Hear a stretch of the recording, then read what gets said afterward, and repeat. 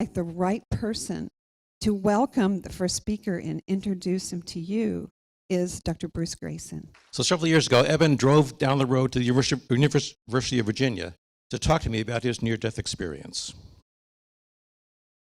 Now, Eben had treated hundreds of patients in his practice who had lost their consciousness or impaired their consciousness from a variety of brain injuries, brain disorders. And he knew pretty well how the brain works. But then 10 years ago, he was stricken by a rare bacterial infection of his brain that turned his brain to mush and put him in a coma for 8 days, from which he was not expected to recover. He did recover, and he woke up with vivid memories of an ultra-real, profound NDE that he had while his brain was totally offline, unable to think, unable to perceive, unable to form memories. Everything he knew about the brain as a neurosurgeon told him this cannot happen. And yet his experience told him it did happen. He was not so much distressed by this puzzle as I would have thought he would be, but rather excited by it, eager to learn how this can possibly happen. He wisely, quickly wrote down everything he could remember about his NDE, more than 20,000 words worth, before he started looking into other people's NDEs so he wouldn't bias his own memories. He then proceeded methodically, as a scientist, to read and to talk to colleagues to try to figure out how this could possibly happen. He talked to colleagues, he talked to neurosurgeons, he talked to me, he talked to other NDEers to try to figure out how you can have a near-death experience when the brain is turned to mush. And he concluded that the brain has nothing to do with near-death experiences. As he came to understand this experience, he wrote a series of books to try to explain to other people what's going on with this. First, Proof of Heaven, then A Map of Heaven, and then Living in a Mindful Universe, all documenting that consciousness, the mind, is not produced by the brain. As you might expect, some of his neurosurgical colleagues were not thrilled with this conclusion. Since his first book 6 years ago, Eben has given hundreds of talks, talk shows on TV and radio, podcasts, etc., including his first IANDS conference 7 years ago this week. He's dedicated his life for the past decade to understanding his NDE and to helping us understand the experience, mysticism, the mind, and the universe. Throughout all this, he's maintained a rigorous scientific perspective, the courage to speak despite savage attacks from his colleagues, and a passion for sharing his knowledge with the rest of us. So I give you Eben Alexander. Welcome. So good to be here. Karen and I are so blessed we get to give talks really all around the world to groups like this.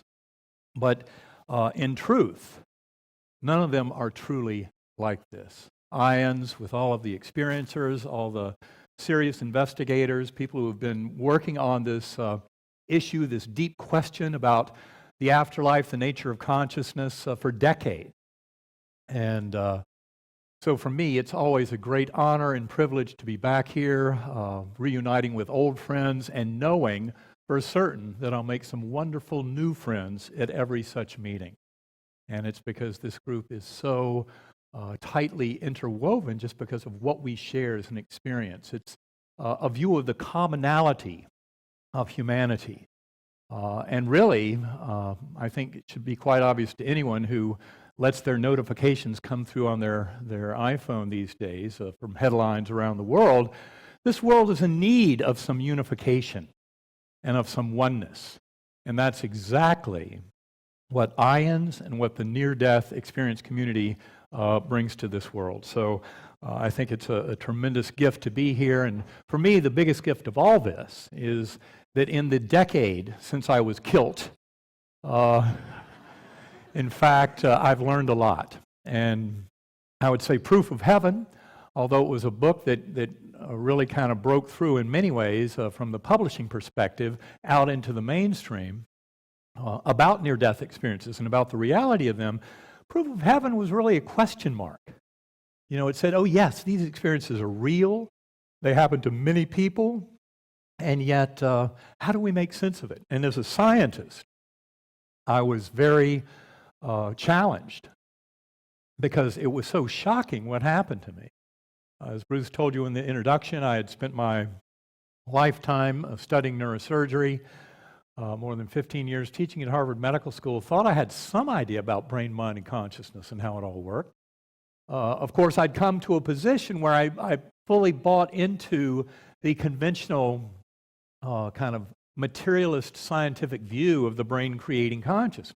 And that's what made it so difficult to understand. Now, to me, a real gift was the nature of my illness. You really could not come up with any illness at all that would have been as ideally suited to teach a neuroscientist something about the brain and consciousness as meningitis, a very severe case of bacterial meningitis that really took over all of my mental function over about 3 hours, from the onset of symptoms with severe back pain and headache to grand mal seizures and lapsing deep into coma. And that was before I left my bed at home. The EMTs came and tried to stop the seizures, hauled me off to the Lynchburg General Hospital emergency room. All that was 10 years ago this coming November. And to me, those 10 years have been an incredible experience of discovery and understanding, although I will tell you, I still feel like I'm at the beginning of an ever-steepening learning curve. And it's because we spend the rest of our lives trying to make sense of this kind of adventure. And of course, the other part of it that I've come to realize, it was very clear to me when I first came back to this world, but I did not have the scientific backing to understand it, is that reincarnation is a tremendous part of the package. You cannot understand anything about eternity of soul and the fact that consciousness is what creates the brain and body and all of the physical universe, not the other way around, unless you understand that that notion I had grown up with, believing in the Methodist Church in North Carolina, you know, that we have one incarnation, then eternal heaven or hell, made absolutely zero sense after my NDE. But I didn't realize that some of the most profound work from a scientific perspective of studying reincarnation was really right up the road, right up there with Bruce Grayson in the Division of Perceptual Studies at the University of Virginia. And once you start getting that much bigger view of reincarnation, that we've all been here. In fact, we're all death experiencers, but the memories are buried. There is something called programmed forgetting. And of course, that's very clear to anyone who studies past life memories in children, indicative of reincarnation, like the group at UVA has done, and beginning with the works of Ian Stevenson back in the 60s, and then proceeding currently to work by Dr. Jim Tucker. They've studied more than 2,700 cases of past life memories in children, where really the best explanation is of actual reincarnation. And of course, they have to be very careful about fraud and deception. That's one of the reasons why they study young children. Young children are a little less likely to just kind of get stuff off the internet and create some wild scenario of reincarnation. And so there's so many of these beautiful stories, some of which are quite striking. We get into some of that work in our newest book, Living in a Mindful Universe, which Karen and I will be signing right after this talk out in the bookstore. But we talk about reincarnation and how important it is to understand the reality of that. I think one fact that many people may not realize about that tremendous body of work is that more than 35% of those 2,700 cases actually have a physical birthmark on the child corresponding to the lethal wound from a prior lifetime. And that is a pretty stunning thing to appreciate, is that somehow there's a form of information transfer. It obviously shows that memory is not stored primarily in the brain, because between lifetimes there's no brain to serve as a bridge. And in fact, what I came to realize after my own journey, because of the nature of my meningitis, and how effectively it took down my neocortex, which is where, as a neuroscientist, I would have told you those memories must be stored. Well, in my own journey, those memories got ripped away. And initially, in the weeks and months after coma, I thought, well, of course I was amnesic while I was in coma. I didn't remember, I had no words or language. I didn't remember anything about Eben Alexander's life. None of my religious beliefs. I had no notion of any of the personal memories. Every bit of that was gone. So initially, of course, coming back to this world, hearing how ill I'd been and how much damage had been done to my neocortex, I thought it made sense that I was totally amnesic. But the interesting thing is how those memories came back. Literally over 8 weeks, everything came back. When I first woke up in that ICU bed on day 7 of coma, first coming back to this world, I remembered nothing of my life before. Didn't even recognize loved ones at the bedside. My mother, my sisters, my sons. I had no idea who these beings were because my brain was so wrecked. The only thing I remembered was where I had been for the last few eons, because it seemed to last for ages, that journey deep in coma. And I think part of that, of course, is that I was kind of born into that realm without any memories of anything else.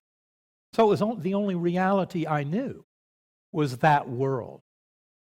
And it started as a very primitive, coarse, unresponsive realm, what I call in the book the earthworm's eye view. I have to kind of wonder, do earthworms even have eyes? No, they don't. They got a pretty dim view of things, and plus they're down there in the muck. Well, that's where I was, down in the muck. I had no memory at all during the entire coma experience of any body awareness. I was just a speck of awareness, a speck of existence that was observing my surroundings. And those initial surroundings seemed to last forever. They were murky, foreboding in the description. That earthworm eye view, I have a strong memory, kind of a tactile memory of roots or blood vessels all around me, even though I had no body to feel them. I was aware. But that's part of the problem, is our modes of knowing on these journeys are very different from seeing with the eyes, hearing with the ears, touching and feeling things. In these realms, we can know through identification.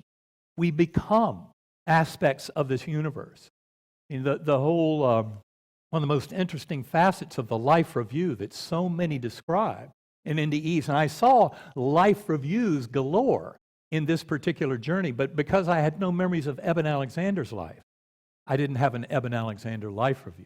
But it was clear to me that it was almost like breathing, that we come into these lives, this is kind of the inhale as we live here, temporarily dumbed down to what our higher souls know between lives. But all so we have skin in the game. So we buy into this Maya, this world out there as it appears, but always keeping in mind, as modern physics tells us, that what appears to be out there is in many ways an illusion. And what my journey showed me very clearly, and what a lot of my work since then has been all about, is trying to understand how that works. How we seem to have this consensus reality that we share in this material world. And what I would point out is that is only one mode of consensus realities we share. When you read near-death experiences and meet experiencers, start going through them by the hundreds and thousands, as I did after my NDE, you start to realize the commonalities far outweigh the differences. And what I often point out to my audience is that we could take this whole audience and transport us all to Paris, randomly sprinkle us throughout the greater environs of Paris, France for 12 hours, then bring everybody back. And people would have tremendously different stories to share about that, because Paris is a big place. And a lot of things can happen. And you go in with your mindset, with your experiences to date, and then you meet other people and go through that, and then come back to this world to report on it. You're going to all have different stories. So there always are these the individual nuances of a given NDE, but that's because they are truly engineered for the soul undergoing them. And that is, people often ask me, well, why were you picked for this particular journey, and all I can say is, well, I'm a neuroscientist. My deep issues of understanding, especially about my faith, had to do with the nature of consciousness. So I went through a journey that was actually very well suited to my being able to better understand consciousness. Although I can tell you, as I said, I'm still at the very beginning of the curve. But we're actually making some progress. And that's something I want to share a little bit more about. Now, in my journey, it didn't all end in that earthworm eye view. If it had, I probably would have come back to this world and had what's called a hellish NDE. A kind of a frightening, foreboding journey. But important to point out that even when you read about so many of those frightening and foreboding journeys, and there are not many, the vast number of near-death experiences are of this incredible love and beauty and comfort and light of being home again. But in the occasional one where it is kind of a dire journey, often that's from a difficult life review. If someone, say, has been handing out pain or suffering to others, they might be especially prone to experiencing that, because the life review is a beautiful example of how the self is part of the Maya. The notion of self and boundaries of self in many ways are artificial. I've come to realize in this deep study of consciousness that it's really all about one mind, that we are all dreaming the dream of the one mind. We're all sharing this experience. And the boundaries of self, in many ways, are artificial. They kind of set up the stage setting. So you have the individual characters of the play thinking that they're isolated and interacting with each other. But there's plenty of evidence in the modern world of psychology, psychiatry, that telepathy is very real, especially in twins, for example. A twin, you can have a twin burn his finger on a stove, and his identical twin 1,000 miles away might be the one who develops the blister. So they actually have a pretty strong overlap of experience and kind of mental experience combined with what they see as their physical experience. So if that's so for identical twins, it's also something that can often be shown with other people who are closely related. For example, when the day I went into coma, deep into coma, my birth mother, who I had just met a year before, was coming back from a vacation and had this profound sense that something was badly wrong. And she contacted my family and found out that evening that I'd been in coma for over 12 hours at that point. But she knew it. And this is the way the world works. We're all connected. The Life Review is a beautiful example because you don't experience any of the kind of goodness or badness you've handed out somebody else as yourself. You experience it as those others around you. That's part of the way the lessons work. It's part of how the golden rule is really built into the fabric of this universe, as near-death experiencers will tell you. Because you come back from that kind of thing realizing it's far wiser to treat others as we would like to be treated. And it's really because we're sharing that one mind. And the NDE and the Life Review and similar spiritually transformative experiences illuminate this factor of kind of that shared mind to a tremendous degree. Now, in my journey, from that earthworm eye view, everything shifted when there came a slowly spinning white light. It was a fine, clear light that came towards me and opened up like a rip in the fabric of that ugly earthworm eye view realm and led into this brilliant gateway valley. It was ultra real, far more real than this world. I think one of the biggest mistakes that people unfamiliar with NDEs make is they assume that NDEs must be kind of murky, vague, and like a dream. That's the exact opposite of what it's like. More than half of near-death experiencers talk about how much more real that realm is than this one. And that is that shared realm I'm talking about. So for me, what happened was that slowly spinning white light that came, incidentally, bundled with a perfect musical melody. Because sound and music and vibration and frequency are the ways that we are able to traverse those realms as souls, as spirit. Human beings have used sound for thousands of years, if not tens of thousands, when you look at the didgeridoo that's been around for 40,000 years, to engender transcendental states of conscious awareness, whether you're talking about ancient burial chambers with their acoustical properties, or modern cathedrals built in the last millennia or two with beautiful acoustic properties, chants, anthems. All of this is about helping us to transcend through sound. That's why a lot of the work that I do now that we talk about in the book Living in a Mindful Universe, my co-author Karen Newell, sitting up here on the front row, is about the work that she has done with sacred acoustics, getting back into those realms. And that's something that we'll talk about in much more detail at our workshop on Saturday afternoon. But I've found that using that kind of differential frequency sound is a very key way to get back into my NDE. And as I describe in Living in a Mindful Universe, I've used that kind of meditation, centering prayer, to get deep into consciousness, and in that way return to learn more and develop a relationship with those realms that I first encountered in my near-death experience back in November of 2008. Now, going back to that journey, that spinning melody of light with that perfect musical melody that came with it, opened to this ultra-real Gateway Valley. And it had lots of Earth-like features, lush vegetation everywhere, flowers, blossoms, buds, opening in these rich displays of colors beyond the rainbow. And this incredible tactile memory. As I said, in those realms you're not seeing with the eyes or hearing with the ears, you actually become huge swathes of that scene as part of the education.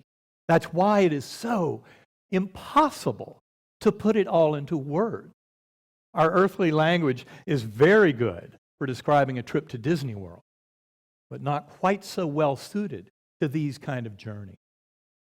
And of course, the best news about all that is you don't have to be smoked down by meningitis or hit by a truck to get it. You don't have to have an NDE. As a conscious, sentient being, going within is a tremendous tool for becoming much more familiar with those realms. And that's why meditation, centering prayer, often can open the door in a dedicated practice over months and years to come to know full well the eternity of soul, long before we leave our physical bodies. And that's why I think going within is so important. And that has a lot to do with that notion of the one mind and other ideas that are coming to the fore in the modern scientific study of near-death experiences. Now, in my particular journey in that beautiful Gateway Valley, as I said, there were many Earth-like features. I remember thousands of beings down below in the meadow dancing. Lots of joy and merriment, children playing and dogs jumping, and incredible festivities. And there were sparkling waterfalls into crystal blue pools. And all of this merriment was being fueled because up above were these swooping orbs of angelic choirs that I witnessed as these pure kind of ovals of golden energy, each one with a pure spiritual essence, leaving these sparkling golden trails against a blue-black velvety sky. And as they swarmed up above in these vast formations, they were emanating chants and anthems and hymns that would just thunder through me. And I was not alone.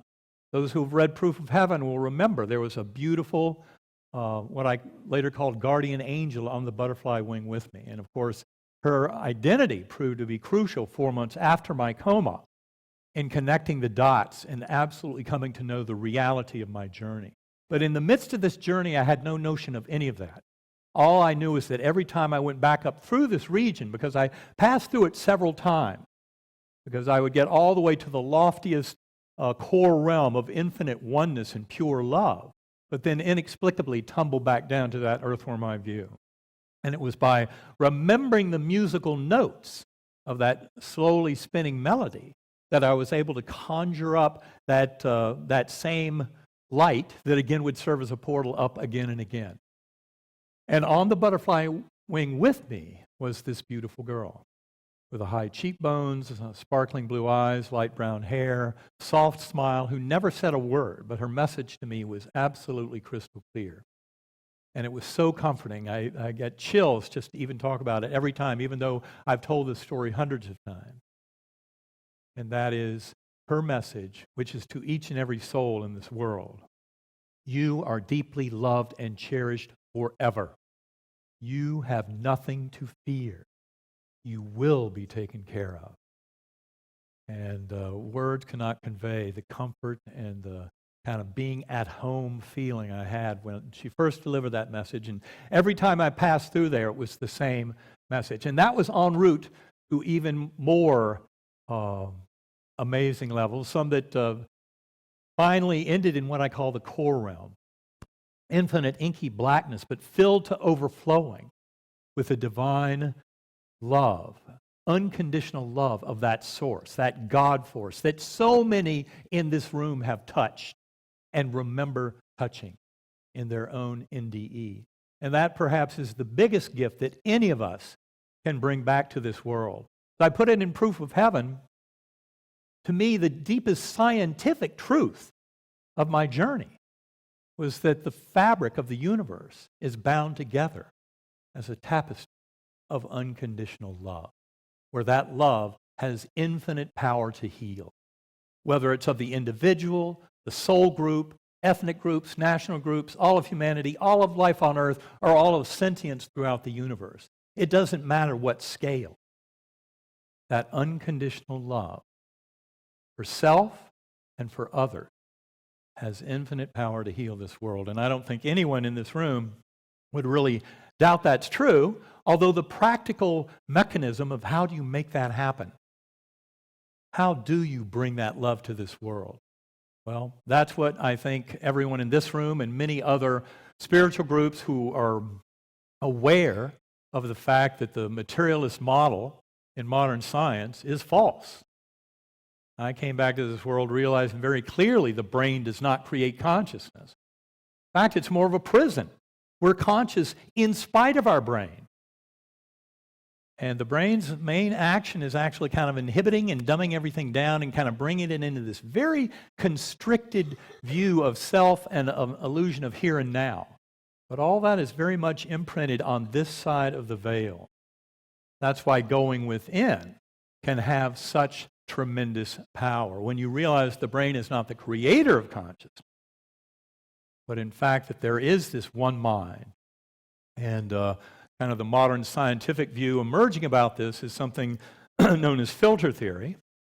And this has to do with, it's actually not a new theory. The filter theory was an idea that was quite popular in the late 1800s, early 1900s through the wise, sage students of the human psyche like William James, Henri Bergson in France, F.C.S. Schiller, a little later on Aldous Huxley, all writing about this notion that consciousness is fundamental. Well, at the same time that they were coming up with those kind of ideas, in parallel, in the physics world, quantum mechanics was coming on the scene, beginning really with the work of Wolfgang Pauli and Max Planck and even Einstein back in the early 1900s, and then by the 1920s converging into a very kind of profound system of scientific thought. In fact, I would say quantum physics is the most proven field of science in the whole 4 centuries of the scientific revolution. And yet, deep at the core of it is this tremendous mystery, because the experiments in quantum physics seem to imply very clearly that mind is fundamental. It's not derivative from matter. And I would say that some of those founding fathers, like Erwin Schrödinger and Wolfgang Pauli, Werner Heisenberg, and others, said even back in the 1920s, 30s, 40s, as they were trying to sort all this out, that mind is fundamental. You cannot get around that. And they can talk about things like the universe and life on Earth as being maybe some kind of cosmic accident, but not consciousness itself.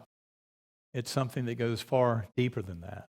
And that's where I think the work of people like Bruce Grayson and the Division of Perceptual Studies, also the Institute of Noetic Sciences out in California with Dr. Dean Radin, they're investigators around this world who are doing a tremendous amount of good to help take the scientific world to the next level. And the reason it's so important is because our world, our culture, for hundreds of years has developed this affinity to pay attention to what scientists say, as if they can be a source of objective truth. And of course, that's kind of where it's gone. But to me, as a neuroscientist, I came to realize, especially after my coma, what an incredible trick of smoke and mirrors it is that people believe that the brain creates consciousness and that the material world is all that exists. That kind of thinking comes from that scientific revolution and from what's kind of broadly known as reductive materialism. That's kind of the generic form of science, which is the idea that only the material world exists. And if you break everything down into the subatomic particles that make up that world, then you can understand how everything works. The problem is they made a gigantic mistake in that line of reasoning that was perpetuated over 4 centuries. And that is the notion that what we witness out there as an objective physical world exists independently of us. And the problem is the most modern experiments in quantum physics, and if you follow the logic, it goes all the way from the complaints of Albert Einstein back in the mid-1930s, that quantum physics, especially around the phenomenon of entangled particles, where 2 particles created together are so connected that a measurement of one, no matter how far away the other one is, just like those identical twins, will cause a change in the other particle. And it's all dependent on the observing mind. That is called contextuality, and it's a very deep and profound mystery. But most people would rather have just left quantum physics behind in high school or college and never heard another word about it. Kind of the way I was, although I realized there were some deep mysteries in there, and it fascinated me from time to time. But my coma journey forced the mystery on me very deeply, because I now knew that consciousness was not created by the brain, that there were alternate realms, even more real than this one, that we all share. And I really had to come up with some much kind of richer ways of understanding all this. In fact, I came to realize that smoke and mirrors trick of materialist science, trying to pretend, these are the same scientists who would scoff at an NDE, I admit, the kind of guy I was before my coma. Yes, I needed a big thumping, but those are the people who would scoff at NDEs. If you ask any of those neuroscientists, well, how does the brain create consciousness? What you get is, well, we know it does, but we don't know how. And in fact, they don't even have the first sentence of how that might happen. It's called the hard problem of consciousness, and it's probably one of the deepest mysteries known to modern science. And it really calls into question all the assumptions we make about the nature of the brain, mind, consciousness, and how much this world really does depend on us. Because what my coma journey showed me very clearly is in many ways, each and every one of us is one with the entire universe. And that's the part we share. And the thing that's a mistake is to believe that that physical world out there evolves by rules of causality independent of us. I mean, what could be clearer in a near-death experience with a life review where the events are presented to you in a more real fashion than when they occurred in this material world? And not only that, you experience them on behalf of others around you who are affected by your actions and your thoughts.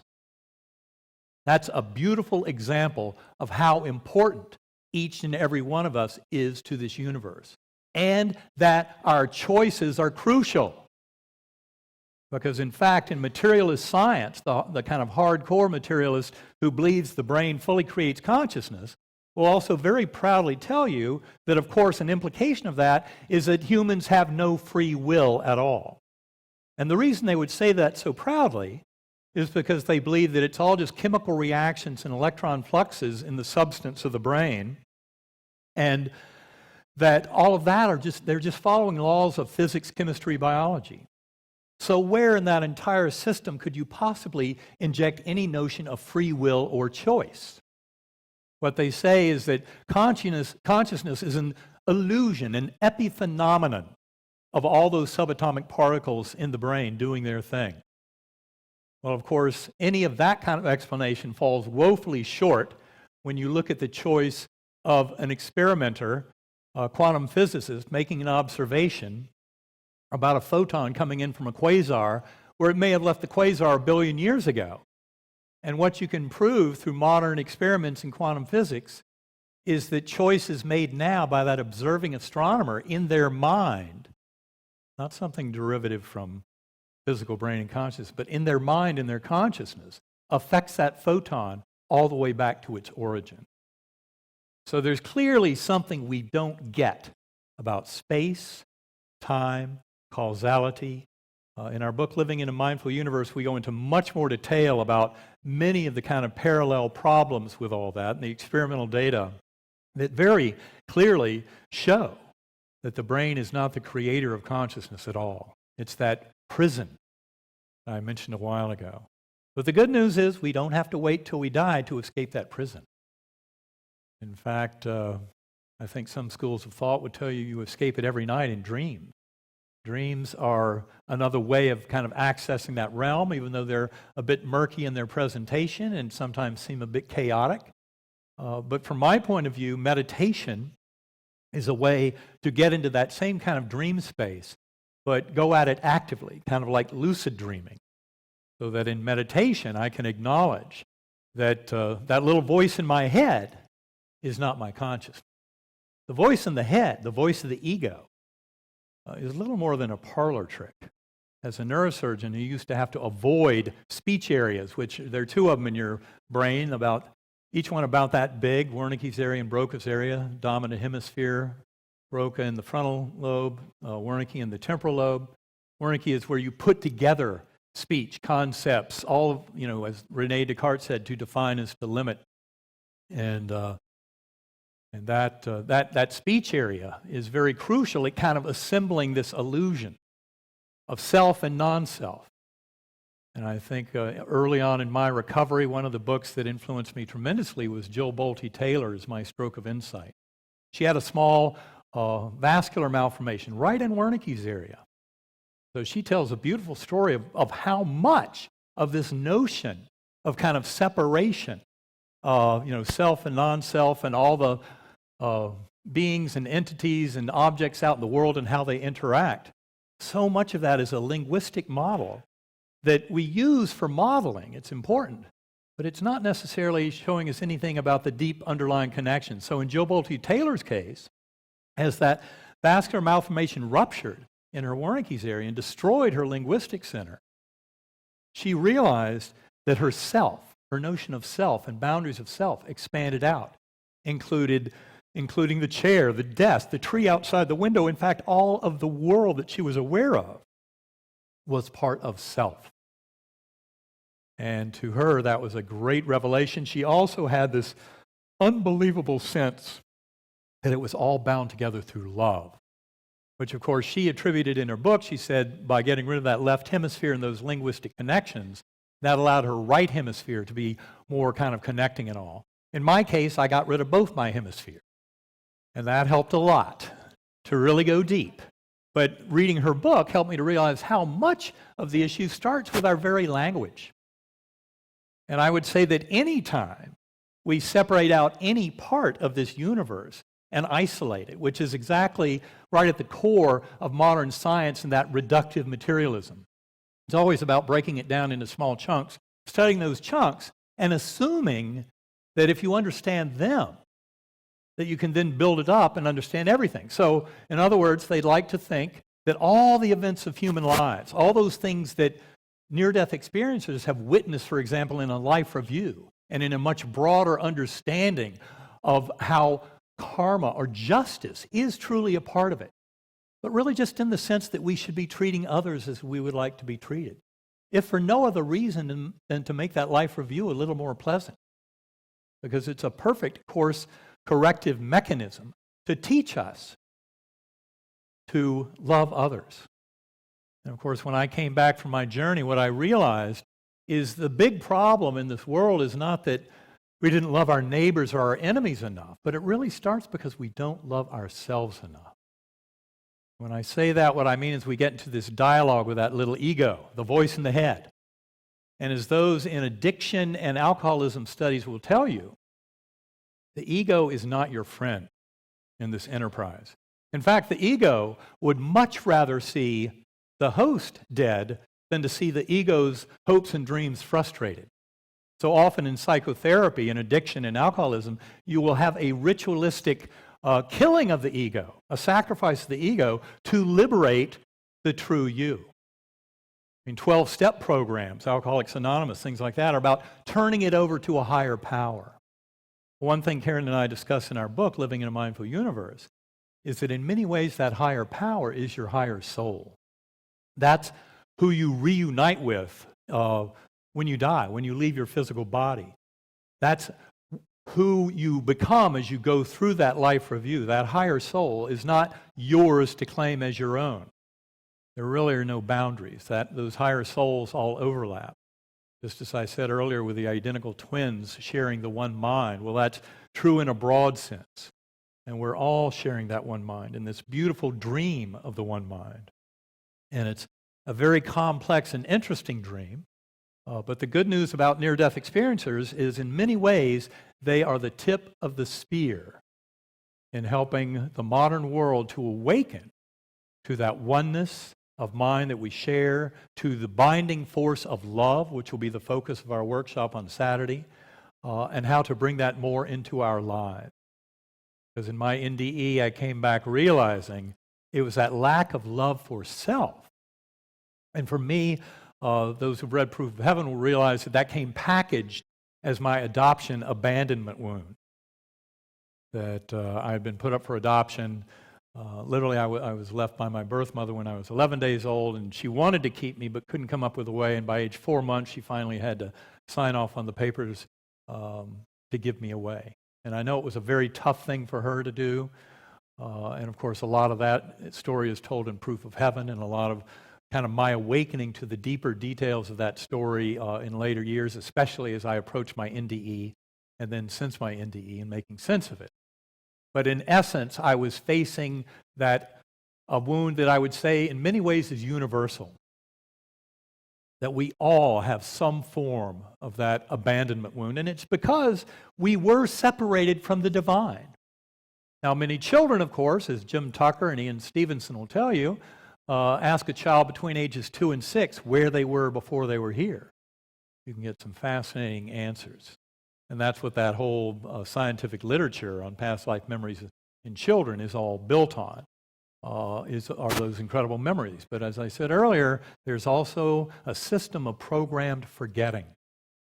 So that around age 6 or so, those memories start to disappear, become much harder to uncover, especially in our culture, where children might have been told, oh, you can't be playing with your grandmother, you never knew her, and she left this world before you were born, and how do you know her name? It's because they really are playing with that grandmother's soul, because they have a very thin veil. But that's something that we can all work on in meditation and centering prayer, is to thin that veil and develop our sense of communication with that higher soul, with that God force of pure love at the core of it all. And so just as in Tibetan dream work, they know that through lucid dreaming they can come to realize how to take charge of the soul at the time of bodily death so they have nothing to fear. Likewise, in meditation and centering prayer, all of us can come to know that. So that's why we are such fans of all this, but also believe that the NDE community is truly here for a mission. I would say that all of our religious belief systems, for all of humanity, going back thousands of years, they all originated from NDE-like experiences that people had. And the problem is that if they just left it in hands of those few NDEers, it all would have been fine. But you had other people who had to do the writing of the stories and to give us our religious texts and our religious orthodoxy. if we would really stick with the original message of compassion from the Buddha, the message of pure, unconditional love from Christ, the message of a merciful, loving God from Muhammad, if we just stuck with the original prophets and not tried to dress it all up in the orthodoxy, we wouldn't have run into so much trouble. But that was people trying to control other people. And that's why, for example, I often point out to audiences that reincarnation is a concept that was very comfortable to Christ and others who lived at his time. It was actually a Roman, it was Constantine, who realized that reincarnation was such a threat to the Orthodox church they were trying to put together that Constantine declared any talk of reincarnation as punishable by inverted crucifixion. He really hated that notion. But it wasn't Christ and the disciples who had anything negative to say about reincarnation at all. And of course, other great faith systems have maintained a knowledge of reincarnation. And now with a scientific basis behind it, I think we'd be pretty foolish to just say, well, I don't want to believe in that because I'm not comfortable. That's not part of my beliefs. Well, let's kind of go with where the evidence leads us. And that's where I think the science is so important. And that's why, for me as a scientist, it's been very important to bring my worlds together. And that's what these 10 years have been all about. I mentioned a little while ago how quantum physics is so important, how it really is almost now to a point where there's no denying that idealism, that is the notion that the entire universe is mental, is really the way it works. And this is an idea that's not so foreign to physics at all. In fact, there was a beautiful one-page essay written by Richard Conn Henry, who was the head of astrophysics at Johns Hopkins University, back in Nature in 2005, where he made it very clear we live in a mental universe. The physical universe is a projection from mental. In other words, the laws of causality of this world are not the bottom-up notion that people like Sean Carroll and other kind of proud atheist physicists would try and claim, that you can explain all of the events of human lives if you just understand how those electrons, protons, quarks, how they're all interacting in atoms and molecules and in the cells of the brain, because that's not really the way it works. And the step they missed is that what humans experience is that mental world. And that the laws of causality within the mental world, which is the most fundamental aspect of this universe from a scientific sense, pointed out through quantum physics, is that of top-down causation. In fact, South African mathematician George F.R. Ellis has written some beautiful papers about how much entanglement and contextuality in quantum physics depend entirely on top-down processes. And this is all what NDEers have been bringing back to this world for ages. And that is a tremendous revolution going on right now in the scientific world, is that convergence from the world of physics, which over the last 80 years, through those deep mysteries of quantum mechanics, has been having to repaint how we look at the nature of reality and of human existence. And that is converged into that notion of a mental universe and top-down causation. Although it turns out that some of those physicists, if you take a poll of how they answer those deep mysteries of quantum physics, what they do is they say, well, actually, you don't need consciousness at all. All you need is to consider that infinite parallel universes unfold at every instant in space-time, so that every possible subatomic interaction occurs, but it leads to a new universe. And then they just kind of, all right, we're done with that. No need for consciousness. Walk away. Well, how do you make sense of that as an individual human leading this life and trying to make sense of this world, this one mental experience that we have? Each and every one of us just has this track of memories and of experience and of thinking and trying to put it all together. And how in the world can you take infinite parallel universes and pretend that that now allows you to explain all the events of your life? It's not easy, I promise. But there are simpler solutions. And it turns out that they parallel exactly what is going on in the neuroscientific world. And again, a lot of this work, I was so grateful 2 years after my coma, literally to the hour after waking up from coma. 2 years later is when I drove up to Charlottesville to give that presentation to Bruce Grayson and his colleagues at Division of Perceptual Study.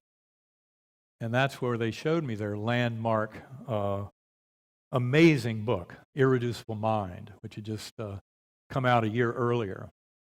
And that book opened my eyes because I realized up until this time, even though I'd gotten a lot of support from scientific colleagues, Bruce mentioned the scathing attacks. Well, actually, there weren't scathing attacks by scientific colleagues. There were maybe 2, quote, attacks from people who didn't even read the book, who had an MD or a PhD behind their name and claimed they could say something scientific about it. But if they didn't even read the book, who really cares much what they say?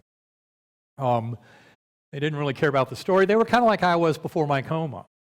They thought, well, I understand the theoretical aspects of materialism, and they don't allow for NDEs to be real or reincarnation to be real. So in other words, I'm not going to waste my time reading the scientific literature. And that, in fact, is what so many scientists who claim, oh, NDEs are just bunk, they're hallucinations, they can't be real, it's because they haven't studied the literature. It's gotten harder and harder. I know when Karen and I are asked to do interviews or discussions online with people, it's gotten almost impossible to find a debate opponent. And the reason is once any of them start to study the literature, they realize, oh my God, NDEs are real. They're telling us something very profound about the nature of humanity and of reality. So that they leave the camp of, oh, it's all bunk, it's nonsense, it can't be. But if you're willing to stay completely willfully ignorant, you've got a potential job as a debate partner on one of those interviews. So there is a future for you, but they're getting harder and harder to find. But this is really about a coming together in the scientific world of that kind of understanding. As I said, it's a convergence of the notion of primacy of mind, both from quantum physics and from wrestling with some of the deepest issues of quantum physics that have been very carefully elucidated experimentally over the last few years. And they lead to more and more shocking territory. Those founding fathers who claimed consciousness had to be fundamental, they would be far more shocked by experiments today because it's gotten harder and harder to wiggle out of acknowledging that consciousness is fundamental in the universe, that the brain is a prison and that we can escape that prison. That's exactly what we do during an NDE or any other form of spiritually transformative experience, like an after-death communication, a shared death experience. Those are not as common as near death, but they are a stunning example of the reality of the phenomenon because they happen in normal, healthy people often, either at the bedside or maybe 2,000 miles away. If mom is passing over, mom comes through me on the way to let me know about that love and that binding force and how many of those kind of visions happen. And you'll hear at this conference some other shared death experiences, but they are absolutely stunning. The same qualities as an NDE, but to someone who basically is quite healthy. It can even happen to healthcare workers who happen to be at the bedside of someone who's passing over. But all of this is now being taken much more seriously by scientists, certainly those like Dr. Grayson who have studied this for decades, or one case, but there are many others who are coming on board with this. In fact, just over a year ago, a book came out published by the same publisher of the Missouri Medical Journal, edited by John C. Hagen III. It's called The Science of Near-Death Experiences. And that goes a long way towards dispelling the notion that you can distill all this down to some simplistic molecular interactions in the brain in the dying process. Because that just doesn't work. You can't explain the tremendous, robust kind of territory of NDEs, as Bruce has studied for all these decades, through such simplistic kind of molecular medicine notions. And the reason all this is important, and the universe realized how important it was when back in the late 60s, doctors developed techniques to resuscitate cardiac arrest patients. As I told you in the past, our religious beliefs and all that came from those few people who had these experiences and then came back with this amazing story to tell about the loving force at the core of the universe. And that's what we developed into these various systems. And what I came to realize when I came back from my coma, because I would give talks on my experience and then I would be contacted by people, by Christian mystics, by Jewish mystics, Kabbalists, Sufis, Islamic mystics, Buddhists, Hindus. And what they were doing was sharing with me the commonality of their deepest mystical tradition with my story. And of course, by that time, I knew that that God force I had encountered, and when I came back to this world, to me, God was such a puny little human word that I referred to that deity as the sound I heard in that core realm, in that infinite inky blackness, but filled to overflowing with that sense of divine, unconditional love of that God force. And what I heard there was a resonance in eternity and infinity. And that sound, as I brought it back to this world, was the sound of Om. So that's what I call that deity. That was a nice neutral word for me. And it was one that was a perfect description of that all-loving force at the core of the universe. And yet I came to realize that that Om force loves Christians, Jews, Hindus, Buddhists, atheists, skeptics. That God force loves all. And it's the religious orthodoxies that kind of lead us away and kind of grow the weeds in the garden that make it so difficult to discern that infinitely powerful force of pure love that near-death experiencers talk about all the time. And yet that is something that is available to each and every one of us. Of course, anyone in this room is here because you've either had an NDE or you're interested in them. And they are really what is here to lead us out of this darkness. Because in the last century or so, we had a divorce between the human spirit and certainly some of the ancient wisdom from spiritual traditions that were much closer to the truth in many ways than our modern science. But with the growth of science and technology, especially in the 20th century, there was a tremendous divorce. So that chemists, for example, committed their sins in the First World War, developing machine guns and high explosives and poisonous gases. And the deepest branch of science, physics, committed their major sin in the Second World War with the development of nuclear weapons. And of course, I don't think too many in this room would argue with the fact that if we ever have World War III, that World War IV will be fought with sticks and stone. And that's because humanity is to awaken. And doctors developed techniques to expand the numbers of souls who had been to the other side and come back from a handful to millions with development of cardiac resuscitation techniques back in the 1960s. That was no accident. So in many ways, that's created legions, armies of those who realize that we're all connected, that it's all about love. Now, of course, for much of that time, if you had an NDE, say back in the 60s or 70s, and you shared that with your doctor, they might be likely to up your psychiatric meds. But that's why a lot of the work that Bruce Grayson and others have done has been so powerful. That is what is shifting the medical profession. Now, I'll put it out there. Yes, the nurses have always known this. Okay? The nurses are there. And I had some, in fact, my dad always taught me, if you don't make the nurse's life wonderful, your life is going to be miserable. So he taught me, and the nursing school at Bowman Gray dedicated their yearbook to him several years running. He loved nurses. Well, I love nurses too, and I think they're great, and I wish I'd been a little more open to them before my coma. I could have learned so much more about this. But the nurses are often there when patients pass over.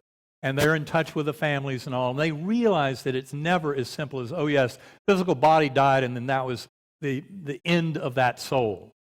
The nurses see evidence that goes beyond that lets them realize that death is not the end at all. In many ways, it is that liberation of the soul, reuniting with the souls of departed loved ones, going through that life review, planning that next incarnation, but it's always in a pattern of growth and learning.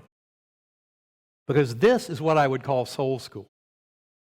This is where we're here to learn the lessons. And that's why we don't have such ready access to all the knowledge of our higher souls that we have, for example, between lives or during profound meditation when the universe opens up to show us some of those deep and beautiful secrets about our connectedness with the universe and about our purpose. In fact, in our book, Living in a Mindful Universe, Karen and I go into great detail about that and define spirituality really in that way with two simple ingredients. Spirituality is the knowing of the oneness of mind, that telepathy is real, that we are all truly connected, that it's this very powerful kind of emotional connection. But in our workshops, we help people to also rise above that emotional part. You can reach that neutral observer. When I said a little while ago, the voice in your head is not your consciousness. That's the voice of your ego. And in meditation, it's very simple to put that little voice into timeout and start to realize, recover that memory of who we truly are. So when I say that first and foremost, we must love ourselves to truly love others and to truly love our enemy, and loving ourselves is absolutely recovering that sense of divine connection with the one mind, with the God force, as each and every one of us can come to do. That's what, of course, a near-death experience is the beautiful catalyst that does that so cleanly for so many. But NDEs are not just an awakening and a gift for those who have them, but because of groups like IANDS, and of course this is the big international group, but there are many local IANDS groups, and I encourage everyone to support your local IANDS groups. These are beautiful instruments, boots on the ground, out there in the community to help people who have had NDEs. They need to be liberated by sharing this, that we're all in this together. And these experiences should be trumpeted and championed out to the world because they're part of our heritage and our birthright for each and every soul. And that's why I believe that the near-death experience movement, IANDS, all of that is in many ways the tip of the spear, as I often say. But they really are a gift not only to those who have them, but especially to this world. And when you realize that we truly are all dreaming the dream of that one mind, then of course it's very important to get this word out there. And that's why a lot of this development is so important. And what I hope will happen from it all is it will shift. We don't need a new religion, but what we do need is for the religions that are out there and that people pay attention to should always honor the original message of the prophet, one of love, of oneness, of mercy, of compassion. Those come from all different directions. And of course, remembering the incredibly important role of gratitude and of forgiveness. Those two principles alone have tremendous power to liberate. When you realize that the only appropriate response to every breath you take is one of tremendous gratitude to that God force that is a co-creative force. Because free will, in spite of what the materialist scientists would try and tell you, that it's just chemical reactions in the brain, so obviously it's a complete illusion, is dead wrong. The truth is 180 degrees opposite from that. That we do have free will, and this is about manifesting the world of our dreams. The NDE community is absolutely essential to make sure that as this world unfolds, as our culture grows into who we are truly meant to be, the form of healing is becoming more whole. I certainly saw how the hardships and difficulties in life after my coma, I realized those are gifts. You know, what in the addiction world is often called the gift of desperation, when you're bouncing off the bottom. But it's those hardships and challenges, illness, injury, that to the individual can be tremendous gifts if we recover that sense of oneness, of connectedness, of purpose, of love, when we learn to trust in the universe. Because I promise you, that other side is very good at lining things up to help us. But it's important to ask. That's why prayer and going within can have so much power. But kind of thy will be done, trusting that the universe knows best. And if we ask for the highest, best outcome for all involved in any situation, that's really all we have to do. And then trusting that the universe can bring that to us. So this is really about a global awakening that I believe will make the Copernican revolution several centuries ago, when scientists realized that the Earth was not the center of the universe, but maybe the sun should be considered the center. That Copernican revolution was a tremendous shift in thinking and a balance of power and understanding for humanity. But I believe that revolution will look like child's play compared to what is coming over the next decade or two, as our entire world comes to realize, yes, we are all part of that one mind. We're all in this together. The most important quality to understand is that binding force of love. And that we start by loving ourselves, but the best way to manifest that is by loving those around us. Because we are really sharing that one mind.